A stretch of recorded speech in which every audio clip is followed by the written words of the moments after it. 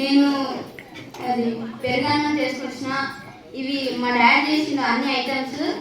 మా మమ్మీకి పని ఉండడం వల్ల మా మమ్మీ వెళ్ళింది, మా డాడీ చేసిండు. పెరుగన్నం ఫస్ట్ అన్నం చేసుకొని పక్క పెట్టుకొని చల్లారిన తర్వాత అందులోకి పెరుగు యాడ్ చేసుకోవాలి.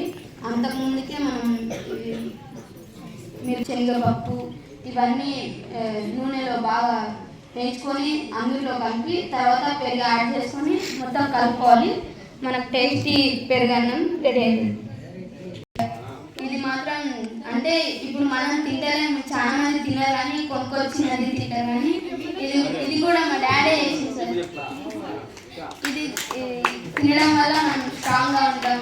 చాలా పెద్దలంతా ఇదే తినారు సార్, మా తాత వాళ్ళు అంతా.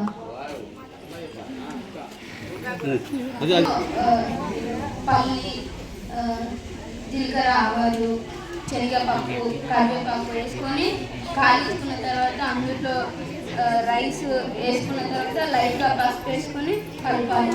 కలిపితే మనకు టేస్టీ పులిహోర రెడీ అయింది.